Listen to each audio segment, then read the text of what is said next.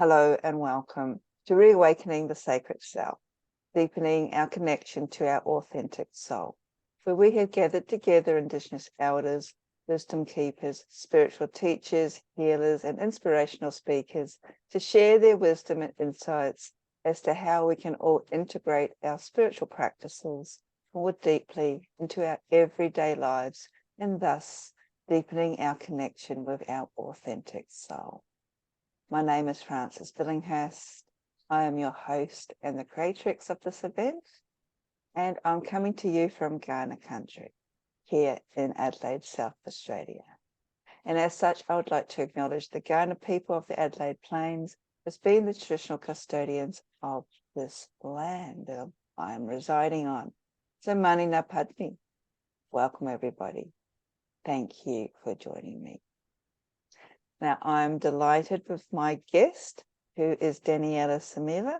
Daniela, thank you very much for being part of this event. Frances, thank you so much for having me. Dear audience, thank you so much for listening to this. It is my greatest joy, my greatest pleasure to share with you my stories, everything that I know on the topic of fairies. Even if it's not, let's say, exhaustive, it's shared from the heart, and it comes from the place of my own connection with my ancestors. And so that's a lot of my heart put into this. I hope you'll all enjoy. I am sure we will. So for anybody who's not familiar with her work, Daniela is an author and a teacher. She researches, writes, and teaches a variety of classes on esoteric subjects related to yoga, energetic balance, and as she's just mentioned, fairies, which is a heart of her personal and professional paths. Daniela grew up in Romania. So this is a country that is rich with fairy lore, and she was immersed in that, actually apprenticing with her grandmother, who was a fairy seer and a medicine woman. And from those early years, they have made a huge imprint into Daniela's beliefs and her later work. So Daniela is going to talk to us about fairy magic, a path of self-discovery, personal and collective growth. So as I've mentioned, Daniela, it is a delight to have you here. It was a delight to talk to you during my previous version of Reawakening the Sacred Self that took part last year. So I'm deeply honored to have you here again, sharing your wisdom. And for the benefit of our audience who weren't able to join us last year, why don't we start with you sharing a little bit about your own personal journey, especially having a grandmother who is a fairy seer and a medicine woman. Now that sounds extremely fascinating, but for people who may not know what a fairy seer is, are you able to share some insights as to what that actually means, and also fairy lore that you grew up with? Of course, I would love to. Let's start with the definitions first.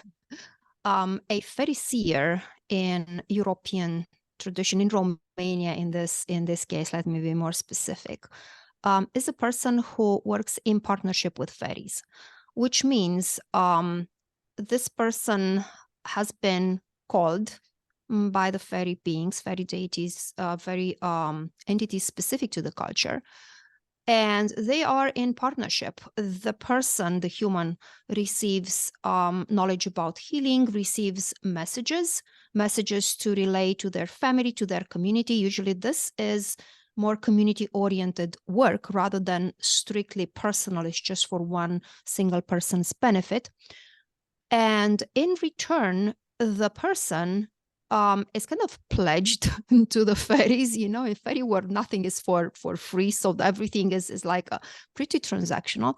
So in exchange, the person will relay messages that fairies themselves want these messages to be relayed, receive offerings from the fairy seer, The term fairy seer is, I would say, unique to Romania and to some cultures that are nearby, bordering territory from Romania. In Irish, for example, in Irish tradition, or in the English-speaking world, there are the terms fairy doctor, fairy witch, wise woman, and there is no exact linguistic equivalent for those in Romania. So the closest, and this is the work of Dr. Maria Vivod, who actually documented the work of a fairy seer in southeastern Serbia. And that's where the term fairy seer has become better known within academic circles. So in Romania, in the culture that I grew up with, my grandmother would define herself loosely as medicine woman. There is also a specific term for that. Again, there is no linguistic equivalent, so I'm going to go with the medicine woman, and one who works with fairies, came up with fairy seer. So this is like the purview of a fairy seer. Think of what a fairy witch or a fairy doctor would do, the kind of work they are doing. It's the same thing. Diagnose those ailments that have been caused by fairies. Not all fairies are super kin of humans. Even those who are, if they are upset, if their territory has been encroached or otherwise offended, they will not hesitate to retaliate. And that's when this is where the fairy doctor steps into place, because the fairy doctor has knowledge from the fairies themselves how to deal with fairy caused ailments. So that would be, in a pretty large nutshell, what a fairy seer does. Now, how I grew up with it, it's interesting, because while the 5 years old, the 6 years old me suspected that my grandmother had a relationship, a very close connection to the fairies, I didn't know exactly what kind of connection that was, and what precisely consisted of. So I didn't realize that my grandmother was in service to the fairy beings that we have there in Romania.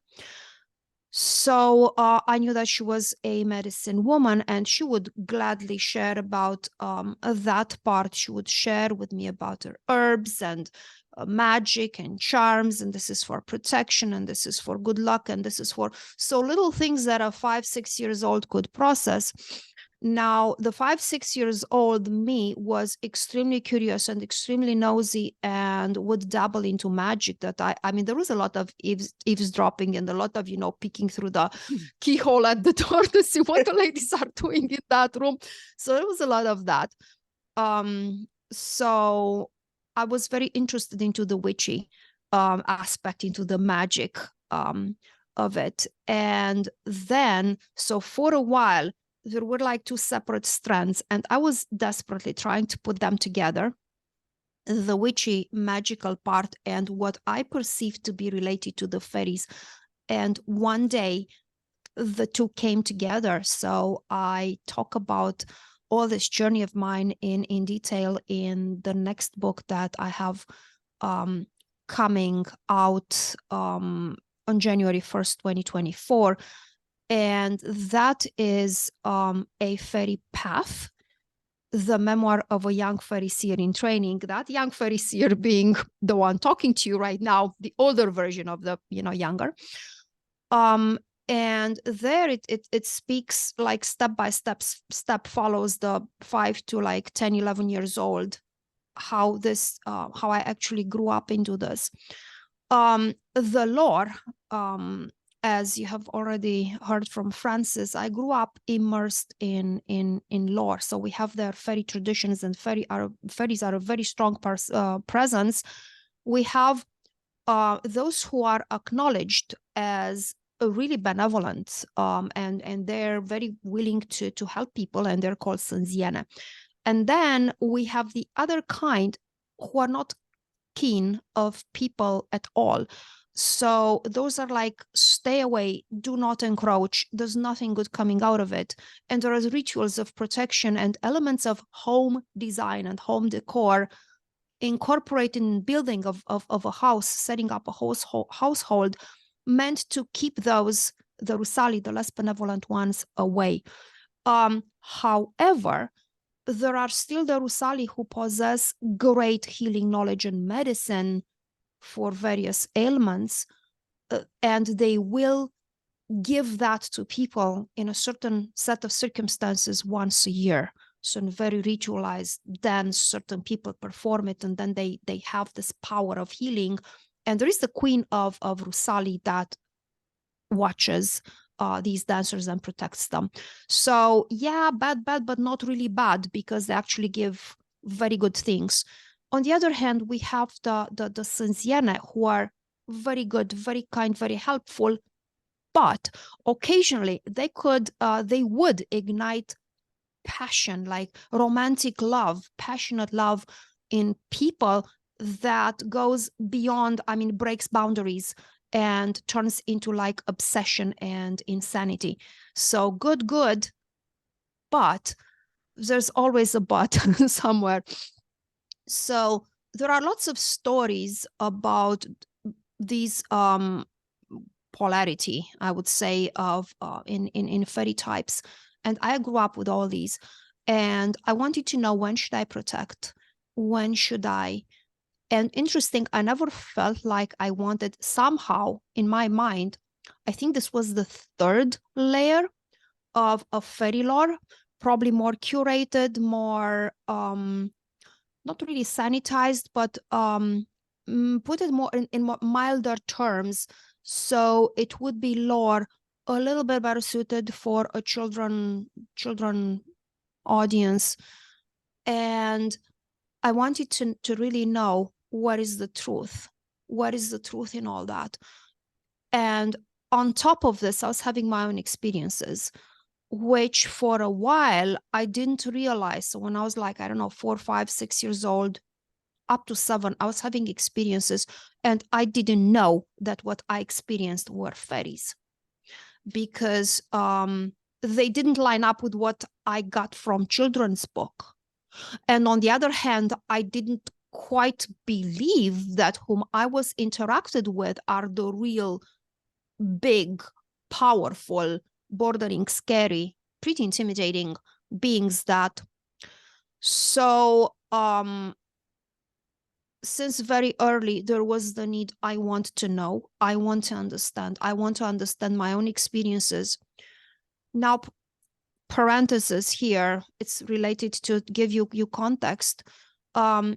The time frame that I'm talking about, so this is the early 70s, which in Romania was, I know I look terribly old saying that, but no, it's the early 70s.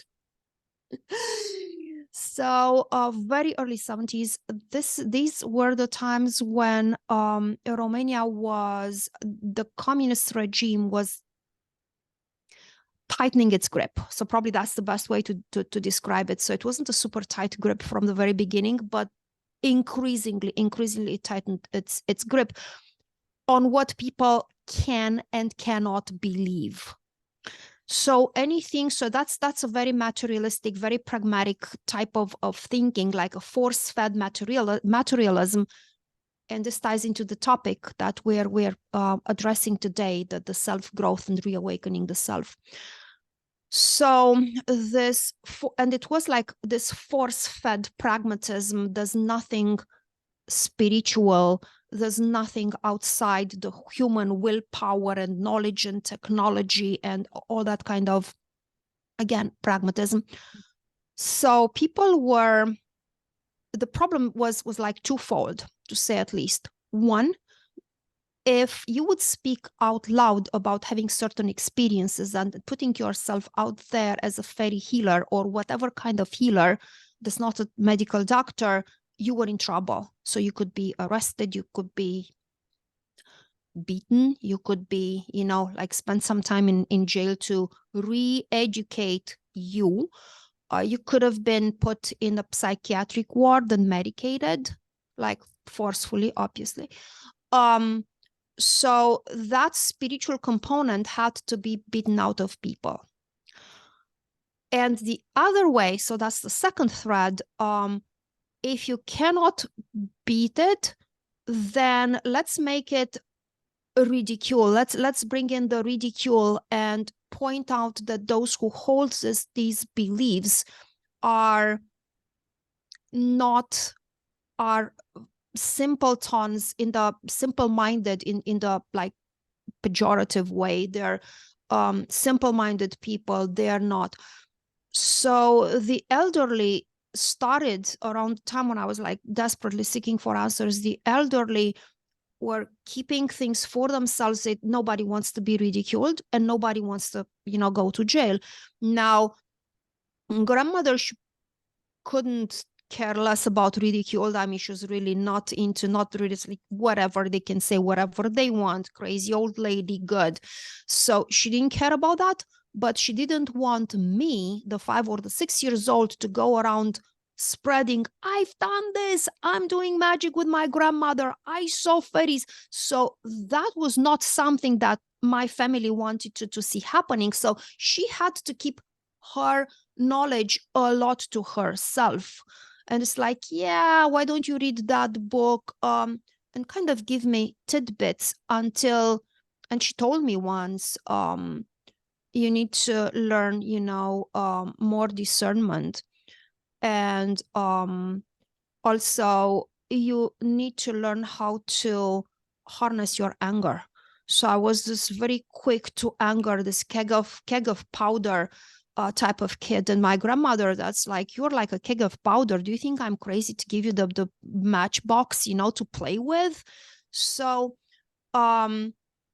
this is why it took me a while to really get into the fairy side of things. And the process has continued for years, since the early 70s to the 2024. I'm still on a search. I'm still looking for answers, still digging for knowledge. So yeah, that's me and my grandmother and my getting acquainted with fairy lore. So, and then that's the personal experience, that's the personal encounters. That's yeah, thank you very much for sharing that, Dania. And I think even today, this is like 40, even more years ago, 50, 1970s. Yes, we don't want to think back that far, because I can remember it as well. 50 years. It's just like, oh my goodness, am I that old? But yes, it just sort of, we tend to forget how, especially for us in, say, the West, who didn't grow up in that regime, just how oppressive it was, especially on everyday existence. So we are, you know, very grateful that you are here with us today and didn't have that belief sort of squashed out of you, and you've been able to sort of continue learning and developing it and tapping back into especially your ancestral connection with the fairies. And this is sort of a nice sort of segue into your path today, your spiritual path today. How would you describe or define it, especially in our modern world, which is almost a little bit secular when it comes to otherworldly beings? So how would you describe your spiritual path? So first of all, like connecting back to a little bit to what we discussed, I believe that having direct experience with fairy beings themselves, that kept the belief really strong, because brainwashing, and especially when you grow up and you're a teenager and you want to fit, and this peer pressure, and you want to be like everyone else, until you come to realize that's actually cool not to be like everyone else. and embrace your uniqueness. And that's where a spiritual path begins, when you decide to embrace your uniqueness and have a relationship with divine, with deity or deities, with the world of spirits, with fairies, kind of in your own terms. In your own terms, meaning what you actually believe, without pressure to forcefully adopt things that are being like stamped, embossed on your brain, to kind of reprogram you. So my own experiences and what I grew up with, even when I was very tempted to give into pressure and yield to that brainwashing, it was like really hard to hold on my my grounds. But in the end, that authentic core, that seed, that self managed somehow to float in surface. And that's where my spiritual path began, when I decided I'm going to be my authentic self, and I'm done giving into pressure to believe that, because that's most acceptable by the society in large. I'm done with believing that because the majority believes that, so I'm done. This being said, I found myself at home, very much at home. My path right now is, I mean, it's been going like this for a while. It is mostly Norse Gaelic. So my path is pretty eclectic. Not pretty, it is eclectic. I have a connection with the Romanian part and my heritage through what I knew and what I learned, and because I honor obviously my grandmother as my ancestor. But my heart really lies at this intersection in between the Norse and the Irish fairy beliefs, fairy traditions. I have a very strong connection with Ireland, with the Irish land, with like the land. When I'm there, I want to just yodel and cry and roll in the grass all at once. So just to give you an idea, it's that ecstatic happiness that, that I'm at home feeling in the land. But then the beings that I'm mostly connected from, they're Alfar. And this comes from a Norse tradition, Norse folklore, fairy lore. And I finally, again, found myself straddling worlds, and I did not know how to bring them together. And it wasn't until last year, when I was in Ireland, that the two merged, because I had encounters with Alfar, members of the Alfar, the elves, there in that land. And it didn't make sense for the moment, but then it did make sense, because I was in Dublin and the surroundings, and all that area has a heavy in a good way, strong, I shouldn't say heavy, strong influence coming from Nordic cultures, Germanic cultures. Dublin is founded by the Norsemen. Vikings came and plundered, and then they settled and also took people and moved them to Iceland. So there is a crisscross. Now, we do have the problem of cultural appropriation and cultural appreciation. So my question was, how do I relate with this in ways that are not appropriative? Because you just go and grab things from someone's practice and you slap them into your own spiritual path, wherever you fancy that to be. And all of a sudden, you're this authentic Norse or authentic Irish practitioner. So the appreciation part comes into supporting those cultures. And how do you support the cultures? Well, you learn the language and you connect with the lore. And whenever there's the need to purchase like a book or an artifact or something, try to do it from, at least I try to do it from the native, from people who are native to the culture, and support businesses that belong to people who are native to the culture, and learn that lore and learn that history. And we don't learn history for the sake of going back into the Middle Ages. There's this very romanticized version. Oh, the Middle Ages, the beautiful, the castles. Okay, I would invite the audience to think of the sanitary conditions of the Middle Ages. Would you like to go to bathroom like people in the Middle Ages did, or take a bath, or actually not take baths? Like, so aside from idealizing, you still want to know what was happening. And the reason is, when you know how things were, you get a better understanding of how things are. And most importantly, why are they the way they are?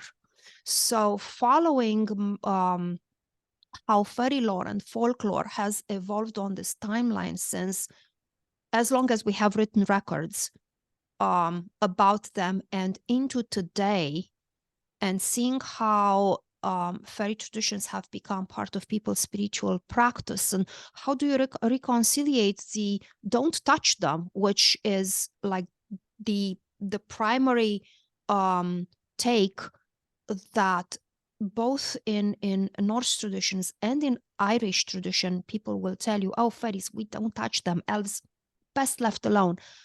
But then there are those people called to work with them.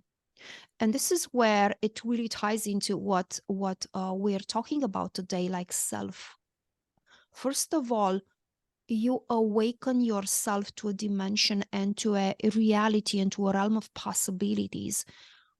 And it's not a path for everyone. Like being an engineer or a doctor is not a path for everyone. So it's not, oh, if you don't relate to fairies, you're less in some ways, because that's never the case. If you're not a good doctor, maybe you're a great mechanic or a great teacher. So but when you make that connection with a fairy path and with these beings, you get to know yourself so much better. And I would say that applies to working with any kind of beings. I'm talking fairies here because that's my path. So I was like, put this mirror in front of me, and I had to really honestly sit with my weaknesses, my strengths, not the ones that I imagine I have, but the ones that I really had. And there is no lying in fairy. There's no pretending in fairy, because if you're being caught lying, that's really bad. So forced to dwell in my own truth, I started to grow. There's no other way to go other than growing and making progress and really connected to your true authentic self. So my path, it's Norse Gaelic, heathen, really connected with the elves, with the Alfar, and with the Irish land and culture as well. And it's a path of self-growth, because in that's continuous learning, heathenry. They say it's a religion with homework, and that's the reason for that. It's constant learning. You want to learn more about the elves, well, guess what? You gotta pretty much learn about all the gods and everything that's in that pantheon. You want to know your allies. Okay, you also need to know who are the allies of your allies and who are the opponents of your allies. So that's my path. Oh, that sounds really fascinating, and thank you for sharing. And you did mention a number of rather, I think, important parts, points in that talk. The first being sort of tying into the topic of our chat today about deepening our connection with the authentic self, how you sort of I suppose this is also very important in today's world as well, especially for the younger generations, how you had the courage to sort of realize that you didn't need to fit into peer pressure, and that was okay, because that sort of led you into your own path of self-discovery, which was connecting deeper and deeper with your own authentic soul. And that just happened to be your relationship with fairies. So I found that really powerful and very sort of apt in our modern world. So thank you, Daniela, for sharing that. You're welcome. Yeah. And I think you also tapped on another thing that's also very much in our consciousness today, especially being spiritual people, the sort of murky waters around cultural appropriation, and we forget cultural appreciation as well. So we can appreciate a culture that may not necessarily be our own, as opposed to appropriating it. So again, much insight given there.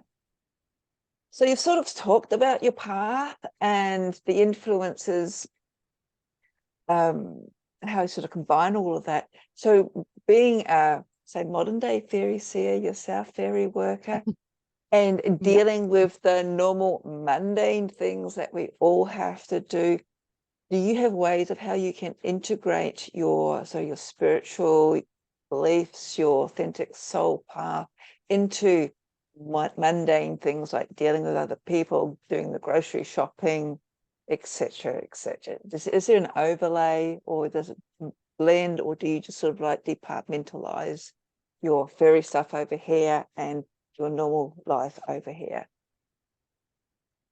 I cannot really compartmentalize like this. The spiritual parts of beliefs, the fairies are intertwining, intermingling. So it's not, I want to say, it's not an amalgamation. It's actually a very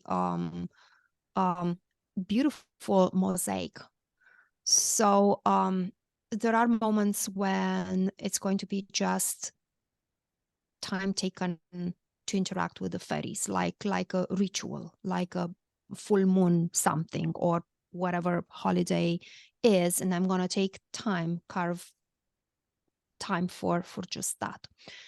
I want to say that in taking time or doing some work for them, like making a special offering, which could be a poem, could be a song, could be something little that I'm going to craft and just offer it to them, means to shift from the mindset of the anthropocentric mindset and acknowledging the personhood in the other, understanding that, accepting, not only understanding, but accepted that we live in a world that is populated by people. And I'm going to quote Catherine Heath here, one of my favorite authors, who said, we live in a world full of people, not all these people are human.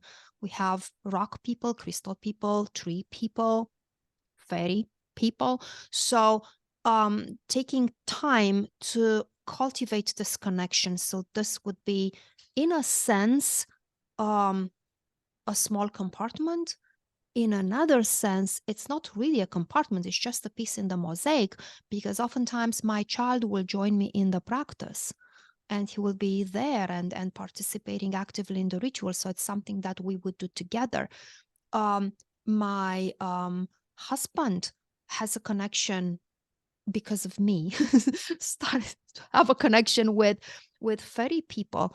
And there will be times when we do things together. So the whole family comes into, oh, let's see if any fairy has any piece of advice regarding this, I don't know, problem, or this food, or this, you name it, nutritional supplement. Making offerings. Okay, we're pouring the coffee for ourselves, and okay, let's put a tiny cup and leave it to the side. It's not traditional, but if we do it, and there are the house fairies, they certainly enjoy the same things that we do. When we're trying to solve a problem, we would ask for help. We're trying to make changes around the house. And it's like, okay, what do the fairy allies and the fairies inhabiting here the space with us have to say about it? I have been advised by fairy allies how to prepare different oils, little mixtures of herbs, and this is for energizing and this is for protection. So when I'm seeing my child that he needs, let's say that he's coming down with something, and I'm going to use my fairy oil, knowledge given by the alpha, how to use this, how to prepare it and use it to kind of offset possibly a cold or a viral thing. So which doesn't mean that that replaces medical care if you need it, but it is there to bolster and to support whatever else you're doing. So it's not really a dichotomy, this or that, it's both. So let's say when my child, he took his driver's license, so he made offerings and we asked for help, and we anointed with oils and have fairy guardians, fairy gods, who are a number of deities in both Irish and Norse cultures. They are known as fairy kings and queens. You have Irish Queen Anya, who's strongly connected to fairies. You have Andagda, Irish god, who's known as king of fairies in Ireland. We have Freyr in the North Germanic, who is a ruler of Alfheim, the fairy realm there. So when we invoking and calling on them, on those deities, we implicitly connect with the fairies, and that's part of everyday practice. So and of course, if I want to make offerings, I have to ask, hey, do I need to go? I'm going for groceries. Anybody want something special here? So I think that's wonderful how everything can be combined. So it's not like an extra sort of chore or task. It's just like lighting a candle, or as you said, you're making a meal, or you're pouring coffee, and you just set something extra aside. So it's something that you can include very easily into your normal day-to-day connection, which I'm wondering, because you did mention right at the beginning, and we are running close to time, and there's other things I want to talk to you about in some of your books that you have out, whether any of these books can guide, say, our audience to connecting with the fairy folk a little bit more, for them to sort of open their awareness. Yes, and which in particular, so why don't we talk about some of your books that you have on offer or about to be released, and what's in them? So sure. So the first book is the first ever written comparative study that brings side by side Romanian and Irish fairy traditions. And I would suggest that as a very good resource for story material, because I'm bringing there, we're going through all fairy beings that are in Romanian and have an equivalent in the Irish tradition. And the purpose of that book is not to paint with an exceedingly white brush and say that, oh, they're the same fairies on both sides. They're uniquely beautiful and different, and in their cultural setting, but there are parallels. And if somebody who's neither connected to Romanian or Irish pantheons, but it's completely outside of these, by reading that lore, it may give them ideas on how to relate to their own fairy beings in their own culture. Then, so this book is already, that's where fairies meet, parallels between Irish and Romanian fairy traditions, and it's available through all major booksellers, Amazon, Barnes and Noble, Indie, I believe. So it's everywhere. And the second book is the one that I already talked a little bit about, the autobiographic one. I would warmly, if you have to choose one book, in between everything I'm saying, this would be the one, for the following reason.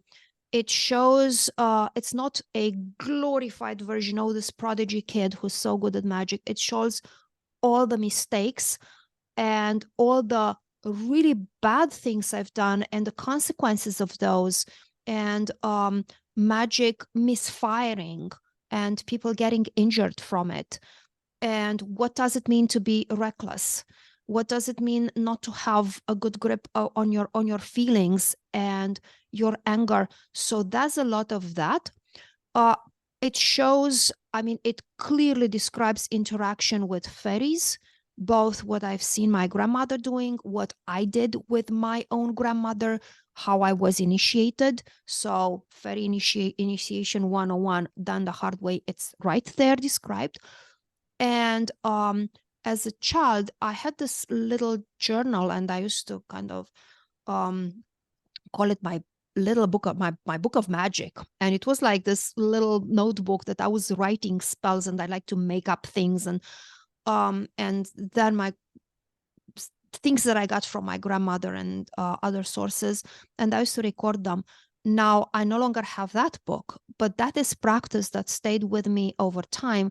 So the last section in the book, it's like, I don't know, maybe 20 spells, all of them, and charms, all of them fairy assisted.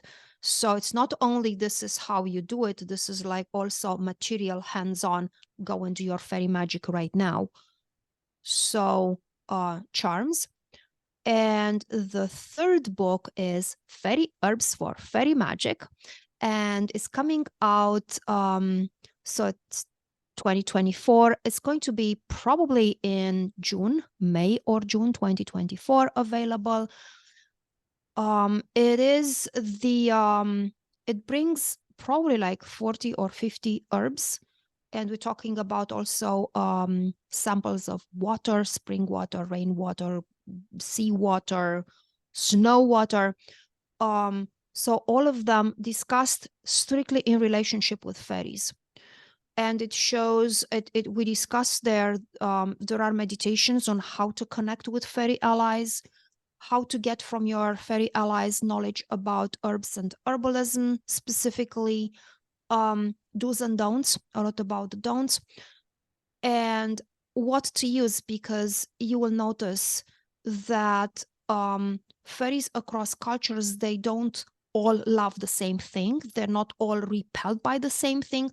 And how to navigate what to do in terms of herbalism using herbs to keep your allies close, but keep away those whom you want to keep away, and not offending your also the land spirits and the local fairy beings that might be in your home, who may not be necessarily the one that's your spiritual path. So that is fairy herbs for fairy magic. I think that's a really, really important hands-on. Everything's hands-on in that book, with not just listing the herbs, but there's like a whole section with this is what you use for rituals, this is how you set up sacred space, this is how you bring in this fairy and that fairy, and this is love, this is manifestation, this is so how to do all that. So these are the resources that I would recommend. They sound fantastic, especially, well, all your books. I personally do like learning about, the do's and don'ts, and also personal experiences when things go astray or wrong. And I think what you mentioned in your forthcoming book, the upcoming book, about connecting, or what herbs that sort of resonate with the beings that may not actually resonate with who you're trying to bring in. If you are living in a different land or a different area, I'm living in Australia, and there are definitely like in the indigenous spirits here. So if I'm wanting to tap into allies or fairy allies of my ancestors, which is Caucasian, which is Scottish and English, there could be, areas where I need to definitely look into. So those books that you have written or are about to come out sound really fantastic and very important resources for anybody wanting to step into the realm of fairies and get in touch more with these beings. So thank you, Daniela, for all of that. So we are running out of time very quickly, But before we sort of end our discussion, which has been absolutely fantastic, I just want to make everybody aware that you also have a free gift for us, and that's a meditation to help us connect and integrate more with our fairy guides, which you were talking about. Are you able to sort of talk a little bit more what people could expect, just especially those people who may be a little bit sort of apprehensive of sort of stepping into that realm, this meditation? Absolutely. So some people have a hard time visualizing, and some people just start from a place of, I don't really believe in this thing. And quick joke here, Niels Bohr was the physician, great physician. Niels Bohr was interviewed by a reporter, and the reporter noticed that on the front gate, Niels Bohr had a horseshoe. And the reporter asked, "Oh, Mr. Bohr, I mean, you're the great physicist. You are superstitious. You're having a horseshoe on your gate. Do you believe?" And Niels Bohr said, "Well, they say that it works anyway, even if you don't believe." So just the willingness to go with this meditation. So it is slow paced. It is basic enough for anybody who does not have the experience, with guided meditation, to reach that place, that liminal space in between conscious and subconscious mind, in between this world and another, and really connect to something. Now, we all know about the power of intent. And if your intent is for your fairy ally, in whatever form they want to present themselves to you, your fairy ally to come through, what you will experience is, in some form, your fairy ally. With repeating the meditation, when you get to know closer this fairy ally, you may begin to get more clear impressions about them, and eventually really create a connection and have them coming to visit you, to speak to you, maybe in dreams, maybe through tarot, or if you like tarot, or runes, or other pendulum. So it is important to create that foundation, the right premises for the communication to begin. And I mentioned there to leave offerings, to treat them respectfully, to engage with them in the same way as you'd be engaging with another human that you want to make friends with. And so expect all the good things. Follow fairy etiquette, and you can only expect good things. But don't breach fairy etiquette, please. That sounds fantastic, and a lot of wise wisdom shared there.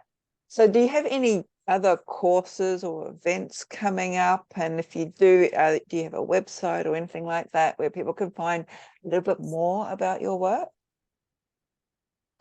First of all, there's another free resource that I want to offer. So I have a blog, and the name of it is Whispers in the Twilight.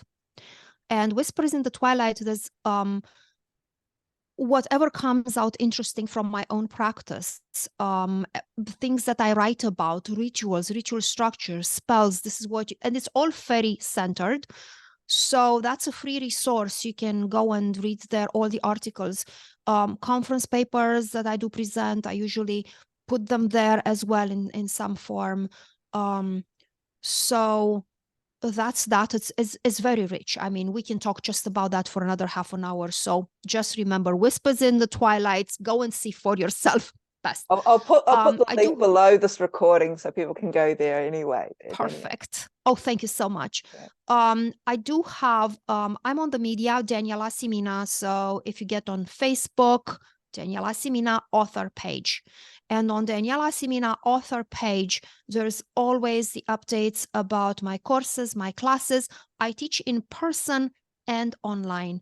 So I have upcoming courses on fairy magic foundations, and fairy magic advanced. and they will be available online. So while I'm in the room and teach, I'm also in front of the computer. So the audience can follow from wherever you are in the world, and then the whole PowerPoint, you'll be given all the resources, everything that I use during the presentation, you have it afterwards. So That sounds that's something too. Yeah, no, that sounds Yeah. fantastic. And again, all the links to your Facebook page, to your blog, information about your books will all be found below this recording. So that's fantastic. We are actually running out of time. So once again, Daniela, it's been absolutely wonderful, very inspiring to have you here. So thank you very much for sharing all your fairy wisdom with us today. Thank you so much for having me. Thank you so much for listening to us, and looking forward to hear from you all. Thank you. You're welcome. So to everybody in the audience, Natalia, thank you. I hope you have enjoyed our conversation with Daniela as much as I have. And I look forward to seeing you again. Blessings. Thank you.